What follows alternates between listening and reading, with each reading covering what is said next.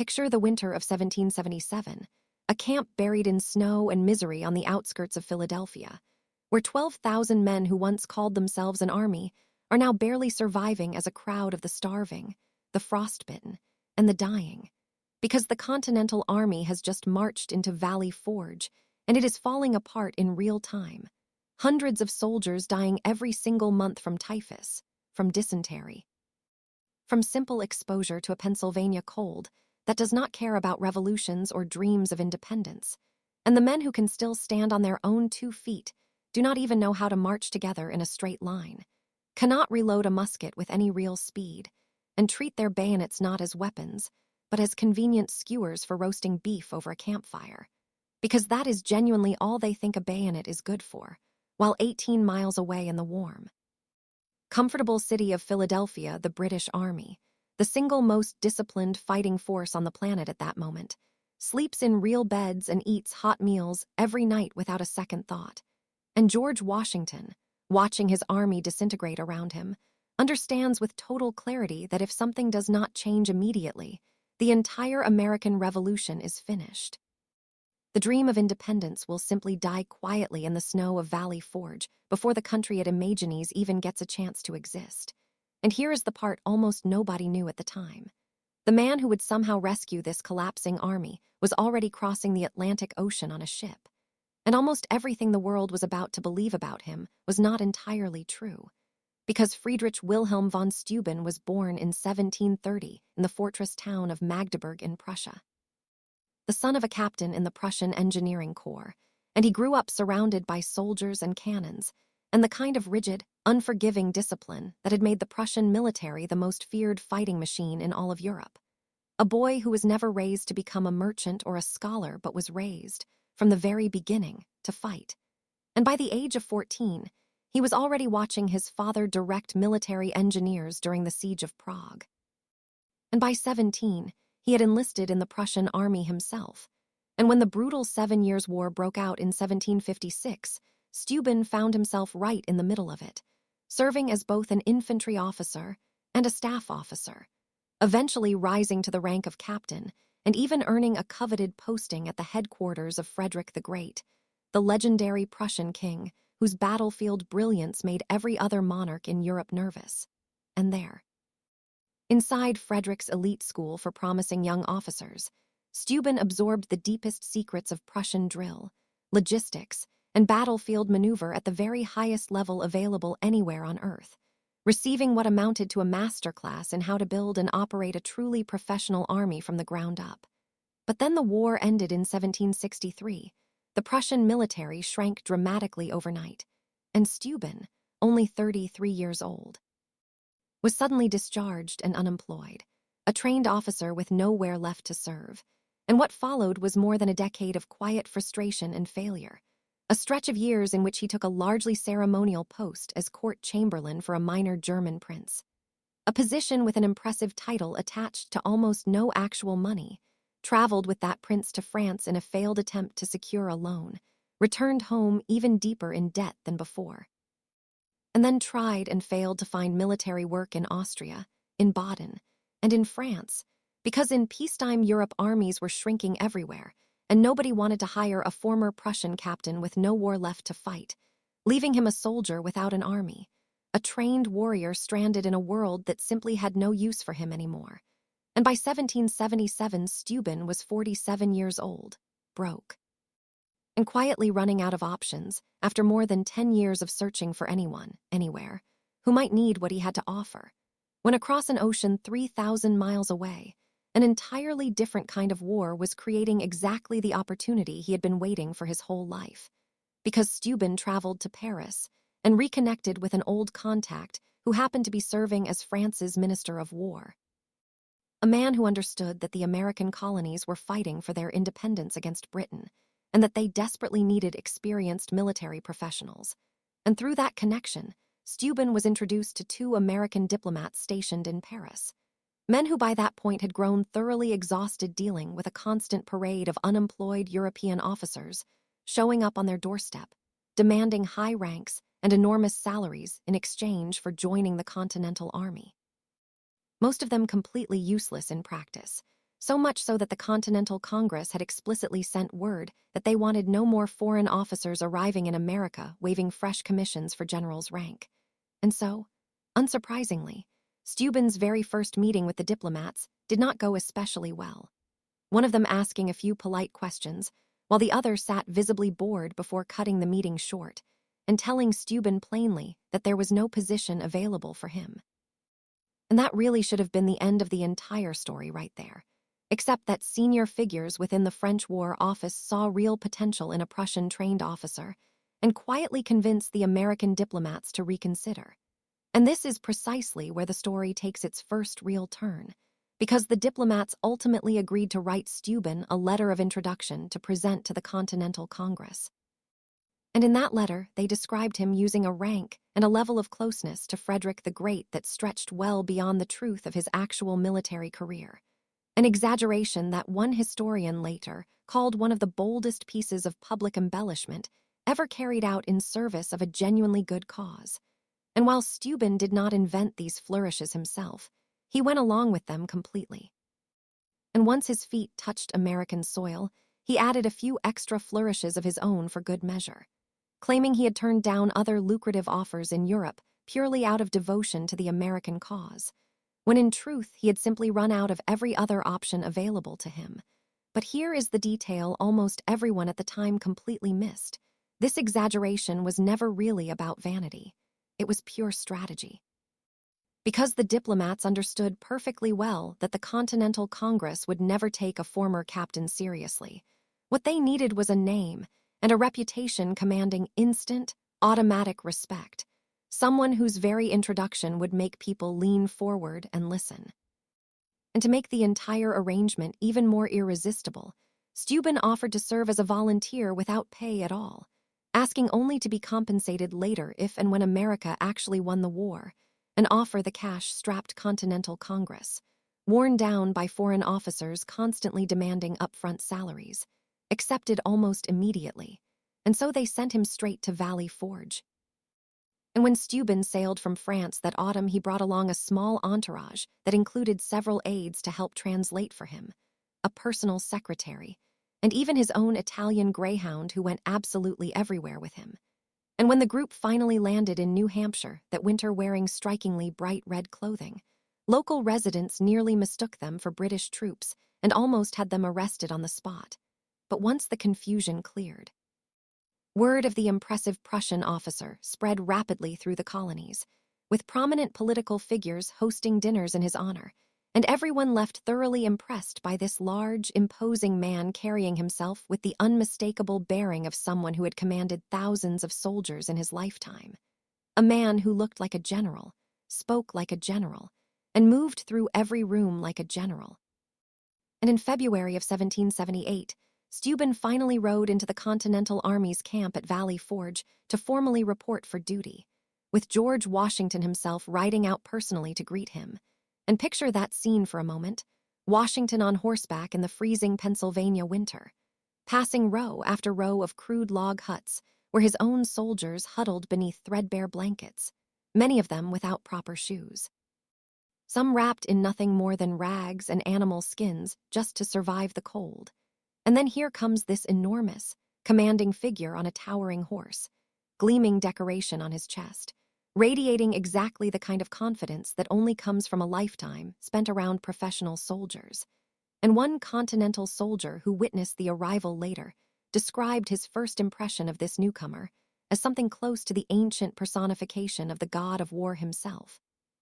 Because absolutely everything about the man, his size, his bearing, the trappings of his horse, projected raw power and authority in a way the exhausted camp had not seen in months. And while Washington remained cautious, he was clearly intrigued, quietly nodding that the newcomer certainly appeared to carry himself like a gentleman, and as far as he could judge, like a man with genuine military knowledge. And within only 2 weeks, Washington had appointed him acting inspector general and asked him to personally examine the true condition of the entire Continental Army. And what he found absolutely horrified him, because the camp itself was a disaster. Latrines placed carelessly right next to kitchens. No standardized method of marching, firing, or reloading anywhere across the different regiments. each group doing things its own way depending on where the soldiers originally came from. Some men not even understanding how to properly form a line. And as for the bayonet, Steuben later wrote plainly that the average American soldier had never truly used the weapon, had no confidence in it whatsoever, and had never used it for anything beyond cooking a piece of beef over an open flame, which was a serious problem, because British soldiers regularly won entire engagements simply by charging forward with fixed bayonets.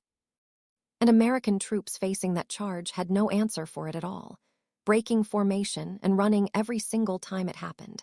And this is where the story takes a turn absolutely nobody could have predicted, because despite every embellished detail surrounding his arrival, Friedrich von Steuben genuinely knew exactly what he was doing.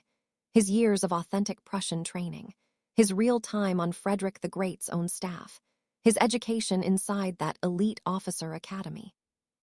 All of that was completely legitimate, and while he may not have arrived with the rank people assumed, he was without question a superbly trained military professional who understood precisely how to build a fighting force from absolutely nothing.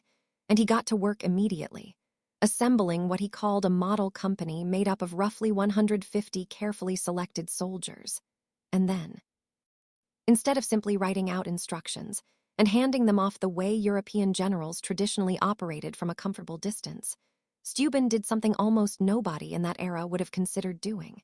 He personally drilled these men himself, every single morning before sunrise, standing out on the parade ground in full dress uniform in the mud and the bitter cold, face to face with ordinary privates and corporals, physically showing them exactly how to hold a musket, how to stand at attention, how to march in precise, coordinated formation, walking down the line himself and physically adjusting their grips, correcting their posture, moving their arms and legs into the proper position one soldier at a time, teaching them how to form lines and columns, how to change direction as a unit without breaking formation, and how to execute a coordinated bayonet charge capable of terrifying any enemy standing on the receiving end of it. Techniques that were considered basic fundamentals back in the Prussian army, but felt like something close to magic to the exhausted men of the Continental Army. And this simply was not how generals were supposed to behave in the 18th century. Generals gave orders from a distance. They did not get their own boots covered in mud training enlisted men personally. But Steuben understood something crucial about the American soldier that most European officers of his era would have completely missed. These men were not fighting for a king. They were not mercenaries fighting purely for gold. They were ordinary citizens fighting for an idea, and they responded powerfully to a leader willing to stand shoulder to shoulder with them in the mud, rather than one who simply barked commands from a comfortable distance. And there was one very real complication throughout all of this. Steuben barely spoke any English at all, so he drafted every single drill and instruction in French, the standard military language across Europe at the time, and every single night his secretary worked to translate everything into English with additional help from two of Washington's own aides. And by morning, the freshly translated drills were ready for the men to practice. And whenever something went wrong out on the training field, whenever soldiers fumbled an instruction or simply misunderstood what was being asked of them, Steuben would erupt in frustration, cursing first in German, then in French, before finally turning to his aide and shouting for him to come swear at the men in English because they clearly were not doing what he wanted. And remarkably, the soldiers found the entire spectacle absolutely hilarious, and it worked brilliantly, because Steuben was not simply teaching drill mechanics. He was quietly building morale, creating genuine camaraderie, and turning a demoralized collection of complete strangers into something closer to an actual team. And he eventually picked up enough working English to curse at his men entirely on his own, his booming voice echoing across the training field, becoming one of the single most recognizable sounds anywhere in the Valley Forge encampment. And here is the detail that really explains everything that happened afterward. Steuben never simply trained that 150-man model company and moved on. He deliberately trained them to become trainers themselves, so that once the model company had fully mastered the new drills, those same soldiers returned to their own individual regiments and taught everyone else exactly what they had just learned, creating a genuine cascading effect, something close to a chain reaction of competence spreading steadily outward across the entire army. And within roughly 2 months, an almost complete transformation had taken hold. Soldiers who had barely known which end of a musket to point toward the enemy were now marching in tight, coordinated formation, reloading with real speed and precision, and executing bayonet charges that would have made even a Prussian drill instructor genuinely proud. And Steuben did not stop there either. He completely overhauled sanitation and organization across the entire camp, insisting that latrines be relocated far downhill and away from the kitchens. Establishing clear standards for camp layout that dramatically reduced the spread of disease, and building an entirely new system where company commanders became directly responsible for training incoming recruits, with the very best sergeants specifically selected to handle actual instruction, effectively constructing the backbone of the American non-commissioned officer corps essentially from nothing. And many historians now argue that Steuben's single greatest gift to the Army was never really the bayonet training or the drill manual itself, but rather the creation of that strong American non-commissioned officer tradition, a structure that remains the true backbone of the United States military to this very day. And in May of 1778, Washington organized a formal military parade at Valley Forge to celebrate the news that France had officially recognized American independence and would soon enter the war as a full ally. And Washington fully expected to watch a sloppy, uneven display from his exhausted troops. But instead he stood in stunned silence as his men marched with crisp, confident precision, executing maneuvers that genuinely would have looked at home on a European parade ground. Proof that the transformation was completely real and undeniable. And the following year, the Continental Congress officially appointed Steuben as Inspector General with the full rank of Major General, meaning the former captain who had originally arrived carrying wildly exaggerated credentials now held a completely legitimate general's rank earned entirely through demonstrated merit. But the true test still waited on the battlefield itself. Because in June of 1778, the Continental Army marched out of Valley Forge and clashed with the British at the Battle of Monmouth in central New Jersey, on a brutally hot day with temperatures pushing close to 100 degrees. And for the very first time in the entire war, the Continental Army fought as a genuinely unified, disciplined fighting force, positioning their artillery effectively, holding their formation under heavy musket fire that would have completely scattered them only 6 months earlier. And when the British finally charged forward with fixed bayonets, the exact tactic that had broken American lines in nearly every previous engagement, the American soldiers did not break and run this time. They counter-charged instead, using the very same bayonet skills they had learned from a Prussian drill master on the frozen fields of Valley Forge, now applied under the scorching New Jersey summer sun. And while many historians still consider that particular battle a tactical draw, it proved something far more significant than any single tactical outcome. It proved that the same ragged militia that had been freezing and starving only 6 months earlier was now genuinely capable of standing toe-to-toe against the most professionally trained army in the entire world. And the following year, in July of 1779, the true results of Steuben's training became even more dramatic during the Battle of Stony Point, when General Anthony Wayne led a daring nighttime assault against a British fortification perched high above the Hudson River, using soldiers who had been extensively trained in bayonet combat by Steuben in the months following Valley Forge. And in one of the single boldest attacks of the entire war, those soldiers stormed the fort carrying completely unloaded muskets, crossing hundreds of yards of open ground in total darkness, wading through water, climbing steep rocky terrain, and overwhelming the British garrison entirely using bayonets, the very same weapon those same troops had once used purely as a cooking tool less than 2 years earlier. And that victory sent a powerful message across both armies, that American soldiers could now match British regulars not merely in firepower, but in the most terrifying form of close combat that existed anywhere in 18th century warfare. And during that same winter, Steuben also sat down and wrote the document that would truly cement his lasting legacy, a comprehensive training manual outlining the order and discipline of the American Army, widely known afterward simply as the Blue Book. The very first standardized military manual ever produced for the American Armed Forces, covering absolutely everything from marching and camp organization to weapons handling, regimental structure, and exactly how sergeants should train and manage their own soldiers. A document that the Continental Congress formally approved and distributed to every company and officer throughout the entire Army. And that same manual would go on to remain the official training text of the United States Army for decades afterward, its influence stretching forward through multiple future American conflicts, meaning a man who had arrived in America carrying an exaggerated resume ended up personally writing the real rulebook for the entire future United States military. And Steuben continued serving faithfully throughout the remainder of the war, eventually traveling south to assist in organizing troops and supplies during the demanding Southern campaign. A stretch of service that proved considerably rockier than his time at Valley Forge, as he clashed repeatedly with local militia leaders who resented taking direct orders from a foreign officer. And he struggled at times as a battlefield commander in fast-moving combat situations. The very skills that had made him such an extraordinary trainer and organizer, not always translating cleanly into leading men under direct enemy fire.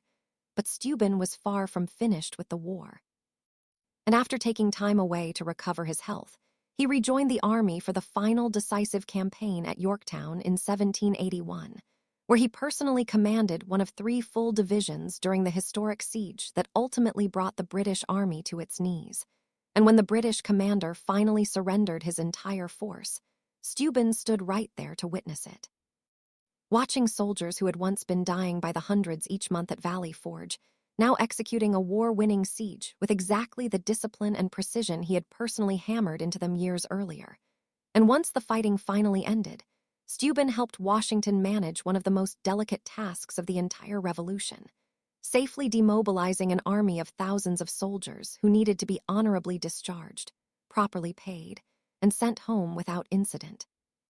And he went on to draft an early proposal for national military education that eventually helped inspire the creation of America's future military academies, while also helping to establish the country's very first veterans organization in the years immediately following the war. And in the following years, he formally became an American citizen through a special act of Congress, meaning the former Prussian officer who had once arrived carrying a heavily embellished resume was now, officially and permanently, an American himself.